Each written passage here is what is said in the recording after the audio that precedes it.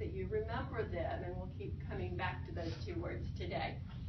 If you're thinking about being a Presbyterian, you might want to know, well, what do you have to do or say to be a Presbyterian? And if you look at the questions you'll be asked, if you choose to join, they are, who is your Lord and Savior?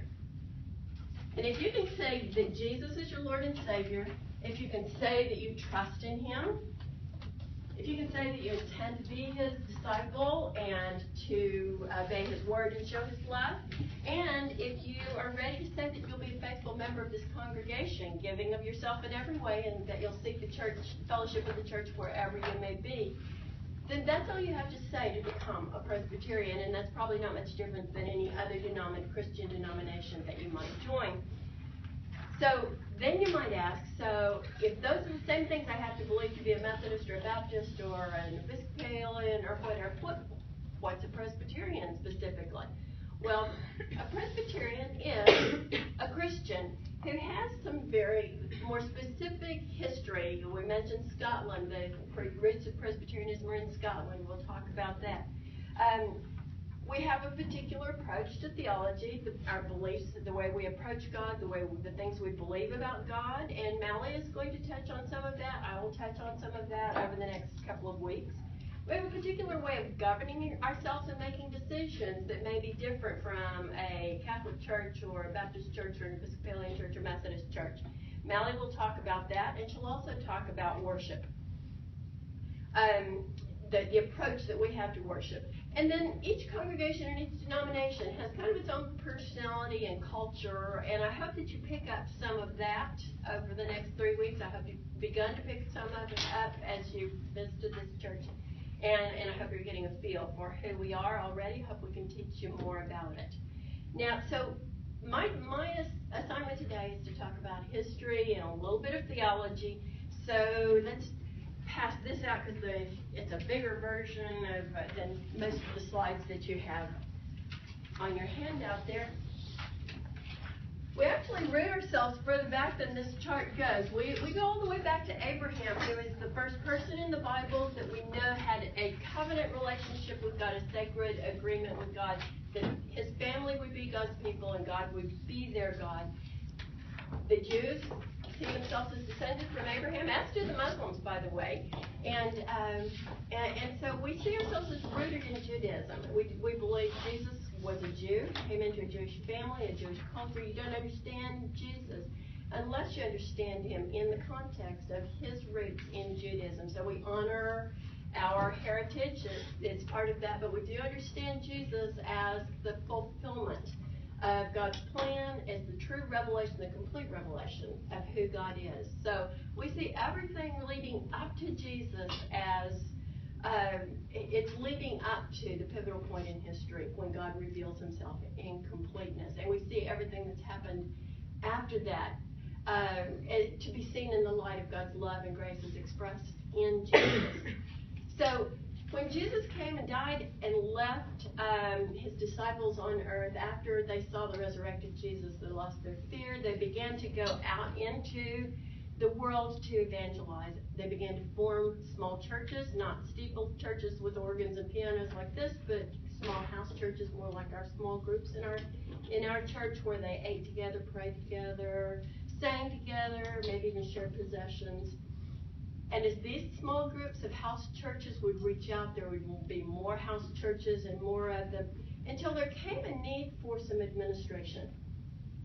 So you can see it happening already at the time the Bible was written. They're talking about bishops, older, more mature Christians who are helping with the administration and the evangelism in this new religion not used to these. Initially, they thought they were still Jews, but it became clear with time that this was something new. And so these bishops helped them spread the word and remain true to Christ. Now, by the time we get to about 325 AD, the Christian church has become the official church of the Roman Empire. And now we begin to have a need for more structure as it grows throughout the Roman Empire. You start to have bishops and archbishops and priests and cardinals, and ultimately, the whole western part, basically all of the Roman Empire was under the influence of Christianity in this organized, and it became known as the Roman Catholic Church. Roman because it was centered in Rome. Initially, there were little bishops in all these areas, but ultimately it became understood that the bishop in Rome was the primary bishop, the Holy Father or the Pope. Catholic, meaning universal. It's a word that means universal, and really at that time, if you were Christian, you were a part of this structure, or you were a heretic. There was not a lot of other denominations. There were attempts at reformation, some of which took hold, like the Franciscans, some of which were quelched. But really, it was pretty monolithic. It was Catholic for 1,000 years until there was a split with East and West, and the Greek Orthodox grew out of that. But I'm going to primarily focus on the Western Church because that's where most of our heritage is as Presbyterians. So the Roman Catholics continued even after that 1,000-year split for another 500 years, fairly monolithically, although, as I said, with some reforms and developments. But it was in the 1500s, and I'm going to be very general in my dates. Don't have to memorize, giving you just a general idea of when things happened. In the 1500s, there were some breakaways from the Catholic Church that actually took hold. The first one was Martin Luther, who was a very devout Catholic priest, and in his devotion and study came to understand the writings of St. Augustine and St. Paul, and realized that in his view that there were some things that had taken root in the Catholic Church that were not necessarily biblical. As a matter of fact, he had 95 things he disagreed with. He wrote them down because they didn't have blogs in those days. Put them on the door of the church in Wittenberg, Germany. Listed 95 things. Some of the things that he objected to were the selling of indulgences, the idea that there would be something you would pay in order to garner some of the grace that was already in heaven of the saints, in which case you might be able to spend less time in purgatory. He said, well, purgatory is not biblically, they don't find that in the Bible. There was a culture at that time in the Catholic Church that had grown up of almost a transactional aspect of spirituality. Bye, and Darwin, so glad to see you. Come on in. Good morning. Glad you come sit at the table, guys. Yeah. Here would be good. Yep. Person in the world and still not have given back something as good as what God's given you. It's just something that's a gift that you have to accept and live in. And so the idea of grace became very central to Martin Luther, the idea of faith. And so the Germans were ready to get out from under the power of Rome, and they were ready to worship in their own language, to stop worshiping in Latin. They were ready to take communion in a way that didn't involve the priest as much. They were ready to confess directly to God rather than through a priest. So this new way of looking at things took hold in Germany, rather rapidly spread throughout Northern Europe. And then a few years later, we come to King Henry, who broke away from the Catholic Church not for such theological reasons, but because he wanted to remarry and the Pope wouldn't let him. So he said, fine, we'll start a new church. It's the Church of England, and I'm the head of it. And even now, the King or Queen of England is the temporal head of the Church of England. We'll talk more about that in a moment because many of the churches in America are descended from this branch of Christianity. We'll also talk about John Calvin, who's our spiritual great-grandfather. He founded the branch of this family tree that is most directly related to Presbyterians. A little bit longer, still during, I believe, the same century, but near the end, the Anabaptists came along who wanted to reform the reformers. They thought that the Lutherans and Calvinists had not gone far enough. They wanted to live simply. That's where we find our Mennonites and our Amish who live in very much the same way as German peasants did back in the 1500s without some of them without modern amenities. Now, let's talk about the branches and the twigs off of these family branches of the family tree. Well, obviously, the Lutherans came from Martin Luther. Now, King Henry was very prolific, not only because he had 6 wives, but because, was it 5, 6? Anyway, lots of wives, but because several groups descended from him. When those Church of England people came to America after the Revolution, they could hardly continue being called the Church of England. So they became known as how they govern themselves. Episcopalians means governed by bishops. And this branch of the family tree tends to be more like Catholic in its way of administration, just because they weren't breaking away for any reason other than Henry's need for a new wife. So they kept their bishops, and a lot of their attire, you'll see Episcopalian priests that look a lot like Catholic priests and so forth. Now the Baptists broke further away.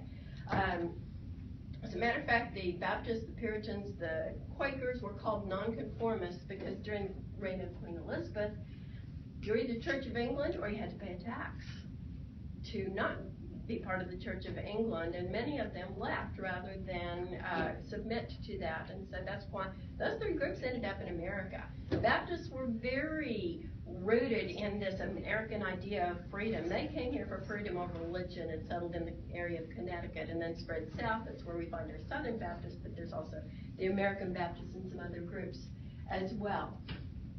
Now, the Baptists were influenced by our spiritual grandfather, John Calvin, rather thoroughly. They were also influenced by the Anabaptists, who were the first. Their name means rebaptizers. They were the ones that first that said, "Now, a baby can't decide for Christ. We're gonna wait and rebaptize people when they get to be of age that they can decide." And the Baptists adopted that tenet. It did several other denominations. But they flourished in this free atmosphere of America. Now, a couple of centuries later, the Methodists broke away from the Church of England, really not with the intent of starting a new denomination, but just reforming the Church of England. But they became a separate group, and they too ended up in America. They were well suited for the American West because rather than having a very strict hierarchy or very strict requirement of this is the church and this is what a minister is, it was get these guys on a horse and let's let this minister to these by a congregation. He'd be a circuit rider. He'd preach 3 or 4 times on one Sunday and 3 or 4 times at the other churches on the next Sunday. That worked a lot in the American West. So you have a lot of Baptists and Methodists in this part of the world. Presbyterians were a lot stricter about their requirements, and they stayed on the East Coast. I was surprised when we moved to the East Coast how many Presbyterians there were. It was I wasn't used to being in the majority. Assemblies of God, roughly descended from the Methodists around the turn of the last century. The unique thing about them is that they speak in tongues. They have a very charismatic, celebrative way of worship. It's not that Presbyterians don't do that. We tend to be more reserved, but it's more a personality thing than it is a theological thing. There are Presbyterians who also speak in tongues and worship in a charismatic way. But that's unique, or it's very characteristic of the Assemblies of God. The non-denominational churches really are influenced by either the Baptists or the Assemblies of God. They tend to have Baptist theology, but not the Baptist name, or they tend to worship in the way of the Assemblies of God. So now, our branch of the family tree, the Church of Scotland, founded during the time of Mary, Queen of Scots, as John Knox went to Switzerland, where he met John Calvin, brought Calvin's theology home to Scotland. And again, those Scots couldn't be the Church of Scotland when they came to America. They became known by how they governed themselves, which is Presbyterian means governed by elders. Literally, in Greek, it means governed by people with gray beards, which would mean Chuck would be the only person here who qualifies. So we've loosened things up nowadays. And so how many here are Presbyterian elders? Or what? Presbyterian elders. You've been an elder, haven't you? That's right. So, see, there's very few gray beards here. Presbyterian, in the middle of the 1800s, the disciples broke away. That's what my dad did, just a couple of theological things. They wanted to rebaptize people as adults, or wait till people were adults, or at least of age. And but other than that, they're pretty like Presbyterians. Church of Christ broke away from the disciples a little more different in that they are very, very strict New Testament. If it's not New Testament, it's not done in our church, which means because there's no musical instruments mentioned in the New Testament, they don't have musical instruments in their church. They sing a cappella with the help of a pitch pipe, which I always giggle because I think there's no pitch pipe in the Bible. That's right. I know that's true. Okay, now the Presbyterian Church in recent years has had several breakaway groups, and I'm going to say each of these groups, behind them is a approach to the Bible and to society in general that's going to be more literalistic and more conservative than this particular branch of the Presbyterian Church. So we'll talk about that a little bit in a moment. But the PCA, there's what Presbyterian Church in America, there's one of those here in town. Evangelical Presbyterian Church, I believe you could find some of those in Dallas, and the ECO, somebody told me last time what that stood for, but it's the most recent breakaway group. All of these just because they have objections to certain things about the Presbyterian church, the branch that we are part of. So most of what would divide these denominations nowadays would be, back in the 1700s, the difference between a Presbyterian and a Methodist was huge as far as and they would argue, they would see themselves as very different. Most of the time, we just kind of flow back and forth now. Really what divides us is just the way we govern ourselves. All of it's good. All of it has strengths and differences. Mallory, as I said, we'll talk about ours. But the thing that really causes dissension, I suppose, is the way we approach the Bible. This would be very different from denomination to denomination. We would approach it probably more like the Methodists, the Episcopalians, the Lutherans, the other Presbyterians, the Disciples of Christ. And so I'm going to talk to you next about, and I'm just going to leave Mormon out there. They don't see themselves as part of this grand flow of history, but it's something different. And if you'd like to ask me about that, we can talk about that later. But I'm going to go on to talk about theology of the Bible. And again, to those two words, what are they? Context and library. Okay. So, real quickly, the physical context of the Bible, it's set in what we call the Middle East. It's going to be, if the Old Testament's going to take any place either in Iraq, it's going to start in Iraq, it's going to move to Israel, it's going to move down to Egypt, back to Israel, over to Iraq again, and back to Israel. It just flows between those three parts of the Middle East. And let's talk about the time frame. You've got I'm going to pass this out, a timeline of the Bible as it develops. We mentioned Abraham, the first person in the Bible who was in a covenant relationship with God. We date that roughly back to about 2,000 years before Christ.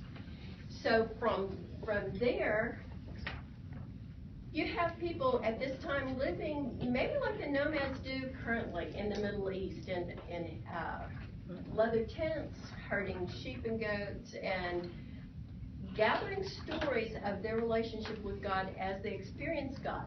Now, we'll put that on the timeline at 2000 BC. Those people of Abraham, Abraham's family became a people, Abraham's people became a nation, then that nation became initially governed by prophets, but now ultimately by a king, and they see their apex as the time of King David. Look at the date on this. King David, 1000 BC, roughly 1,000 years after Abraham. Unfortunately, Abraham didn't leave a note saying exactly what year he lived in. So I'm going to keep going, even though I've got a weird thing there. So it was at that point under King David that the Jews began to develop a written language where they could write down these stories that they had collected and told each other over the years. Now, please don't misunderstand me. Pre-literate people are trained better to remember stories than those of us who depend upon the written word now. So they tell stories in these pre-literate, even today, pre-literate societies tell stories with accuracy over generations. Sorry, I'm going to get that out of your way. I guess because they have less entertainment, so they have Exactly, yes, less entertainment and oral tradition. oral traditions, right. So while she's doing that, I'll just go ahead and move forward. The pictures of the scrolls represent the fact that now, under King David, we start to write them down.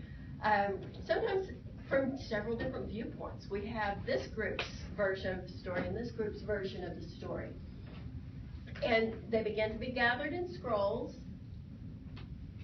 So we'll leave King David at 1000 BC. Now,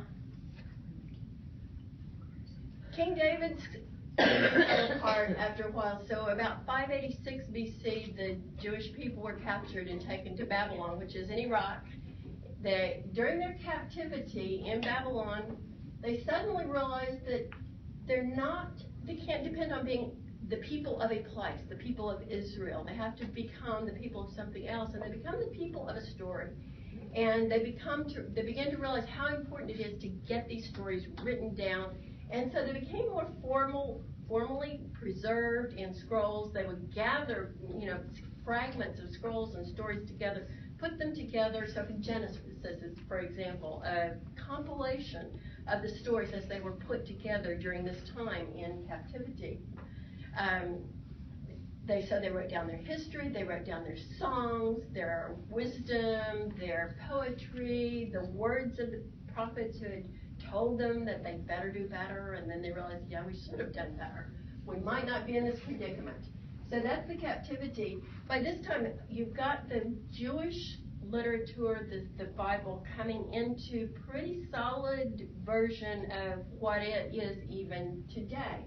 And that would be the Bible that Jesus knew. The New Testament, of course, didn't exist yet. When Jesus would open the Bible to read, he would open a scroll and he would read the words of Isaiah that would have been preserved by the people during the time of the captivity before they returned back to Israel after they became free. So Jesus, the pivotal point in our history, would have read these scrolls that were gathered during this time. Now, the stories of Jesus' life didn't get written down until the latter part of the first century, starting maybe in the 60s and toward the 90s. Those are the stories, the four that we've preserved in the Bible. Matthew, Mark, Luke, and John were together and even being put into little books. By this time, books were being invented. So there might be a little book of Gospels that was put together. And first ones might have 2 Gospels, or your church might have 3 Gospels, and yours might have a different 3. But ultimately, over time, the 4 became recognized as the ones with the most accuracy about Jesus.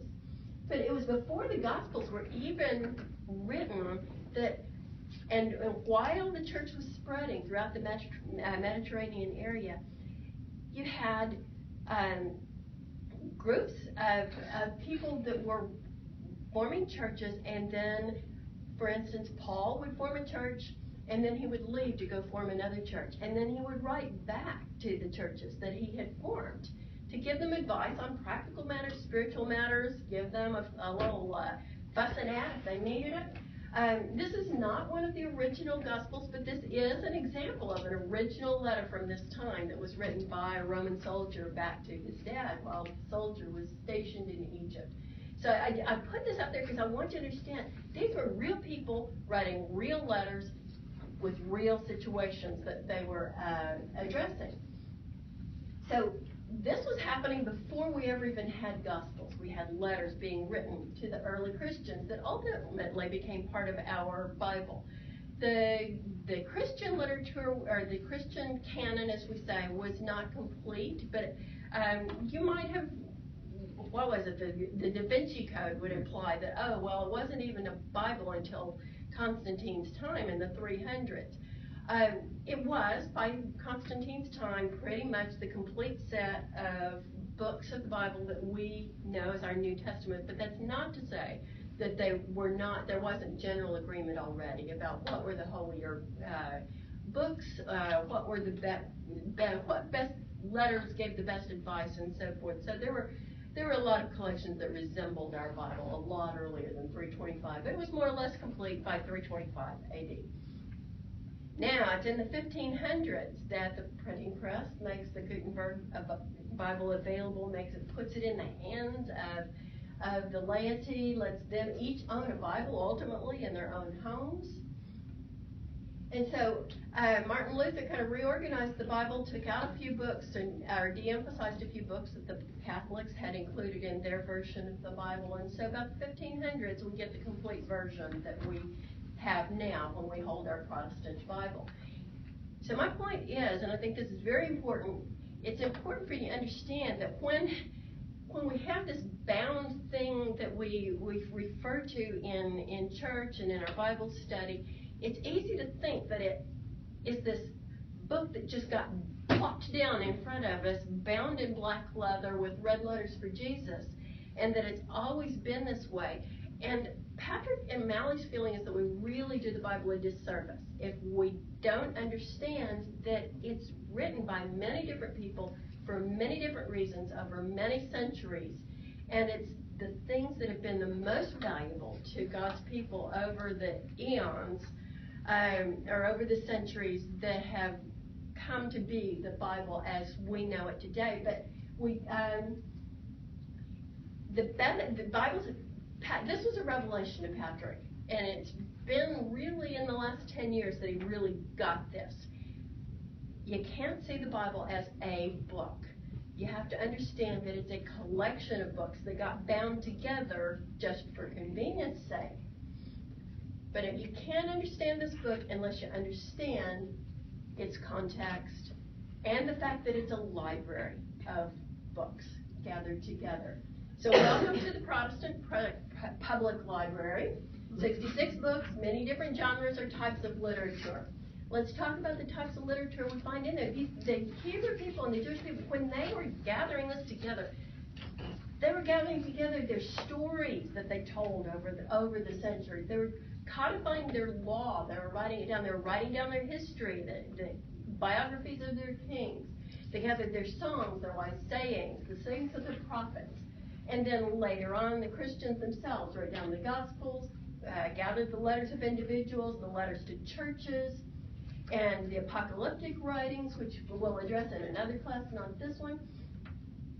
It's a rich, rich collection of spiritual literature that we go to for the truth of God that we find as it's been experienced by our ancestors, our spiritual ancestors, over many, many centuries. But let me ask you this. What happens if you take a poem and try to read it as if it's a law? You miss the point of the poem, don't you?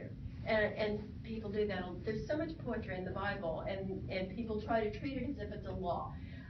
How about letters? Let's talk about letters. I've got two sons.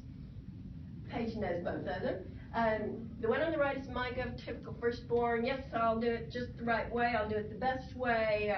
What do I have to do to make an A? And what's the very best, personal best I can do? Now, David. You know David better. David's like, does it have to be done? How slowly can I do it and still get by? If it's late, is it a problem? So, believe it or not, he's actually grown into a responsible human being. But if I wrote these two boys a letter going off to college with Micah, I would have written, Micah, you need to relax a little bit, stop, smell the roses, make sure you have a girlfriend. Not that he didn't have girlfriends, but make time for friends. It's okay to drink beer too. Well, he took me pretty literally on that. But at any rate, that's what I would have said to Micah. For David, I would have said, David, okay, you've floated through high school and you've gotten by, but you really need to step up. Now, I don't want to hear about any beer, girlfriends, let's save them for later. You get the idea. I would have written two different letters I'm the same person, but it's two different situations. You need to understand that about the letters in the Bible. Bible letters are really letters written by somebody to somebody for a particular reason. Sometimes they even contradict each other. What happens if you read a letter giving advice to a particular individual at a particular church with particular spiritual or practical need at a particular place and time, and then you try to interpret it as law that's to be followed for the next 2,000 years by every Christian? Sometimes it might work. Sometimes it doesn't make sense. Keep in mind, this is a letter. Let's take a look at a letter that was written by Paul to the young pastor Timothy. He said, I want the women to dress modestly, with decency and propriety, not with braided hair or gold or pearls or expensive clothes. So, if you really take that literally, you're going to be worrying about the soul of poor little Laura Ingalls Wilder. Those of us who wear wedding rings are in deep spiritual trouble, and you're going to have to worry about Barbara Bush's immortal soul, because there's the woman without pearls.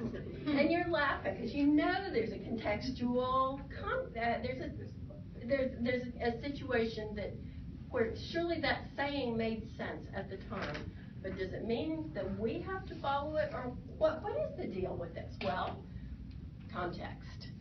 Okay, let's look at context. Women's braids, here's a statue from this time. Women's braids were not little things to keep hair out of little girls' faces. They were ornate. You can see all the braids going backwards and then the twist of braids there. Basically, it took a slave to have braids. And so Paul's not saying don't wear braids. He's saying don't be a show-off. Don't show off your money in a time when, there's diversity in this church. There's slaves, there's poor, there's rich, there's women, there's men. Don't try to show how rich you are. Same with gold. We're not talking about simple wedding bands. Here's some gold from some museums taken from that time. Heavy, showy pieces taking lots of money. So context matters. When you take when you focus on the exact words instead of what they mean, you end up with a theological committee trying to decide, now exactly what is a braid? Now is it 3 strands, and what if we make it 2 strands? Is that still a braid? And if it's 4 strands, is that also forbidden? You get the idea. You're missing the meaning if you focus on the words. You need to ask, what's God trying to teach us? And what does that mean today? It may not mean what is the showy thing that people might do today that God would say, hey, your values are out of order here. So one of Patrick's seminary professors used to say, it means what it means, not what it says specifically. Find the meaning in what it says. So in order to find the meaning, we try to read the Bible in context. We try not to grab what somebody called clobber texts out of the Bible. You shall not wear braids because it said. Now, let's look at a clobber text that tends to be taken very seriously and divides people in the church today. Let the women keep silent in the church. Does this mean they can't be leaders? Well, context. Literary context. This statement comes from a letter of Paul to a particular church, particular time. It's in a cultural context where women weren't. Jewish women were literally the property of their husbands. Greek women, the upper class women, were kept inside the house, in the back room. We're not even in the front room. They didn't interact with society. It was a different time, and women were looked at in a different way in this culture. Let's look at it in the context of other Bible passages. Paul himself, in a letter to the Christians in Galatia, wrote this: in Christ there is neither Jew nor Greek, slave nor free, nor is there male nor female. He's writing about the equality of all. And in Paul's letters back to other churches, you can tell Paul is writing to women who are in leadership there. He's naming them by name, and he's calling them co-workers in Christ and apostles. So you have to believe this is something like my letters to Micah and David, that Paul had a reason for telling the women to be silent when he wrote that particular time, but may not have been a law for the rest of Christianity. To summarize our approach to the Bible and life in general, Presbyterians take the Bible very, very seriously. Everything we do is based on the Bible. We don't make any change or decision that doesn't have a biblical basis for doing it. Our worship's centered in it. Our sermons are centered in it. But we don't necessarily take it completely literally. It's okay to be a scientist or an engineer, and Patrick will talk a little bit more about that as he introduces himself in about 1 minute. In this church and in our denomination, we range from climbing out the window on the left to climbing out the window on the right, and everywhere in between. I think most of us might call ourselves middle of the road, but even middle of the road has some range between it. And we do celebrate our diversity. We're diverse in culture, well, it's okay, Natalie, so I'm done with it. We're diverse in culture. We're a 4th-generation church. We celebrate that we're not just a baby boomer church or a Gen X church or whatever.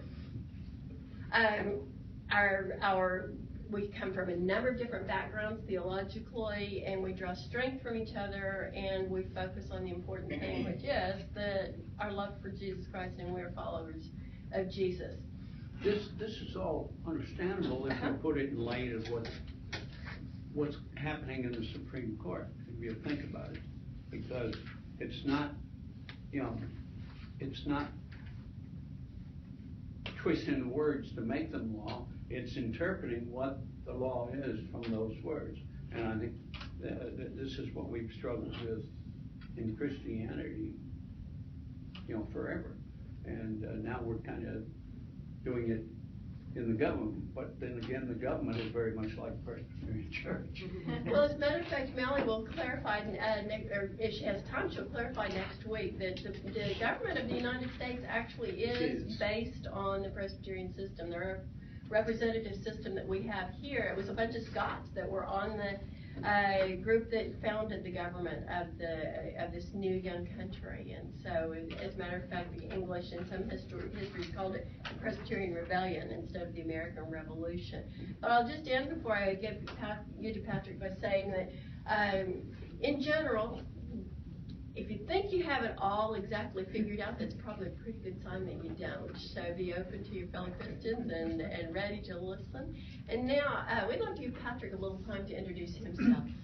Howdy. Howdy. What a great looking group.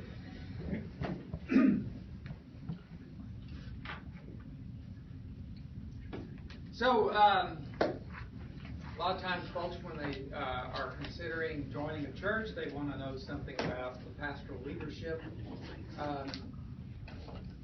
I was raised, I said maybe a week ago in the sermon, talked about when I was born, my mother felt a spiritual crisis. When they placed me in her hands, she realized it wasn't just feeding, bathing, cleaning, and teaching, but also moral, spiritual development. And she really didn't feel equipped on her own to do that. And part of the reason was she had a strong moral training, but her parents were atheists. And my grandfather knew the Bible backwards and forwards, but was not a believer. And so my father had been raised a Methodist, and so they turned to the Methodist Church to raise me up. And so I grew up as a child of the church. I was baptized as a baby. I was on the cradle roll, and I attended church every Sunday. But I did have a crisis of faith and life as I got older, and you'll learn a little bit about this in today's sermon. My background became in science and history, and I was studying physics and geology and biology, and the way I had been introduced to the Bible, I made the understanding that you had to choose one or the other, that there was really no way to create a dialogue between the two.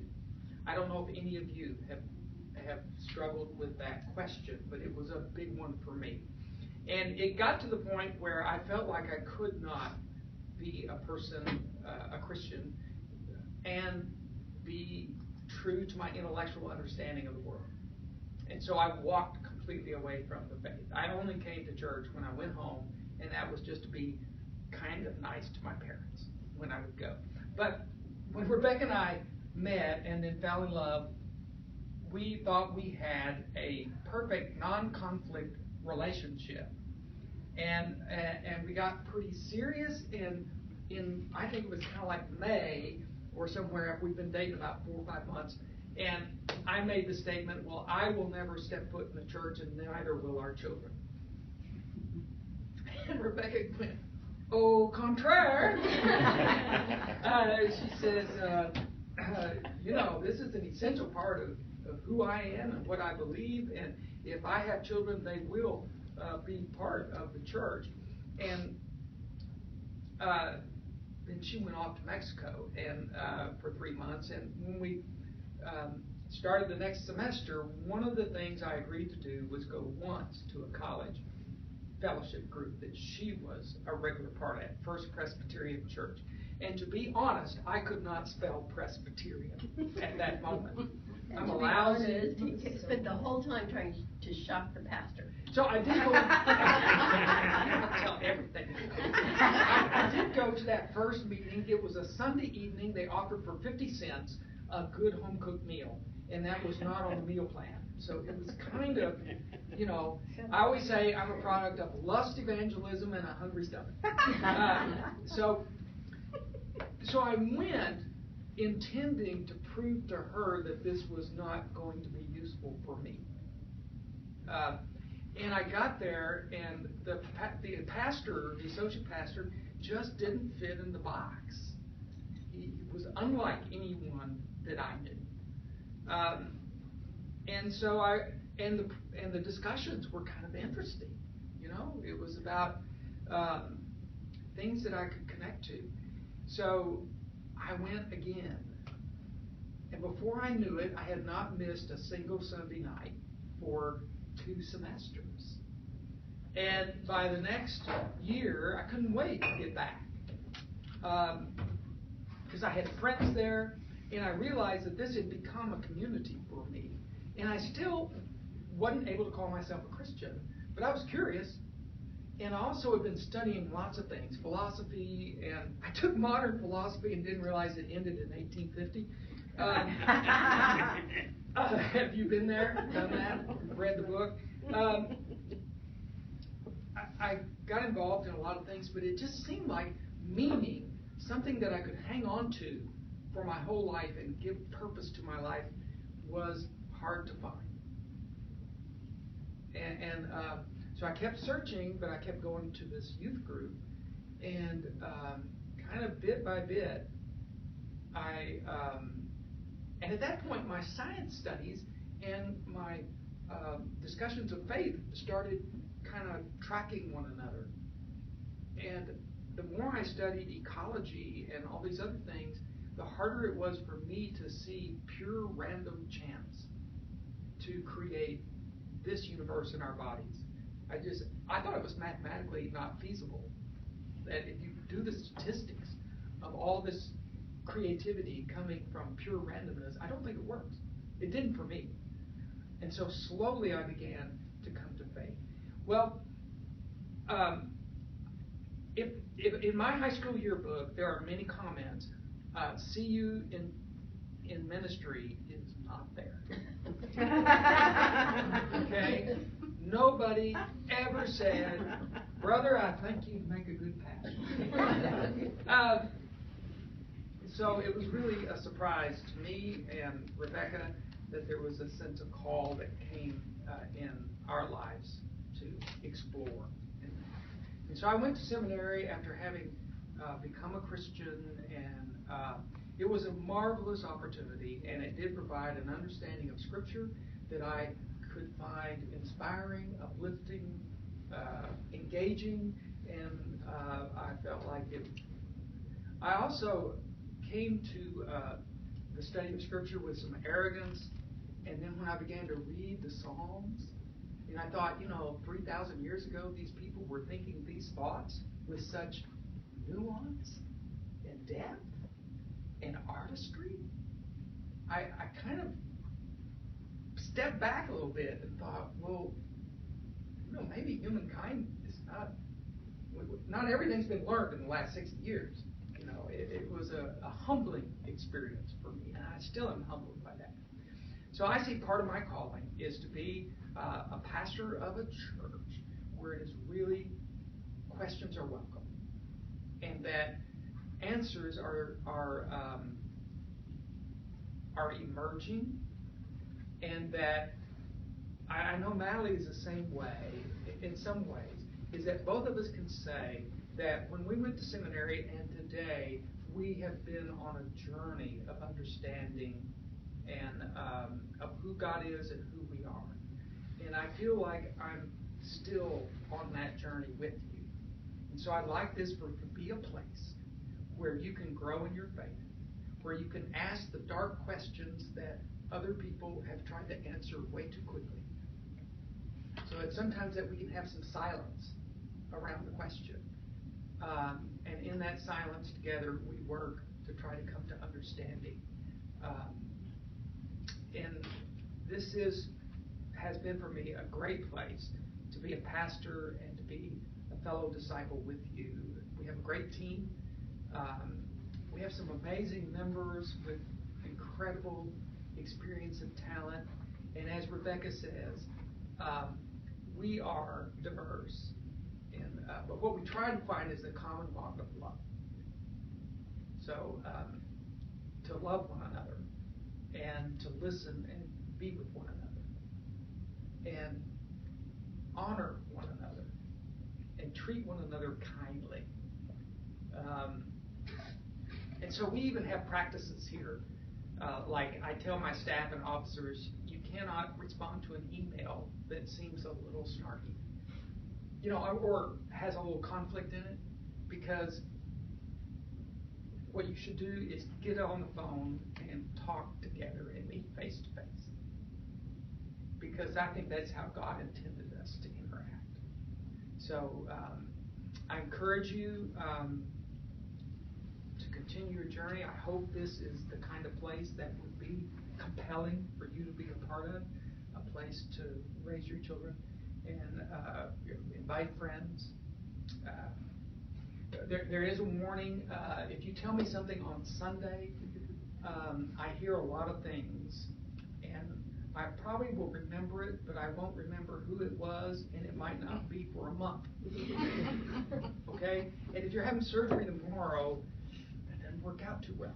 So, put it on a piece of paper and fold it and put it on my door, or email me is better. Although I'll tell you, I don't look at emails on Mondays because that's my day off, and if I look at emails, I'm working. So, if it's something really where you need to get a hold of me, call me. I have a cell phone, and most of the time it rings. So, I work with an incredible person in Mali. She is amazing. And so we try to work as a team together. Have a lot of good partners in ministry. So anything else? Thank Questions? you. And as you know, one of the best things you can ever do is to marry up. Rebecca and I attended the same college, and we enrolled in a couple of courses together. And it was just really miserable to go and look at our grades after we got the exams back. That's not true. And many years of yes, dear. All right, so I need to pass this over to you guys next, right? Okay. So you guys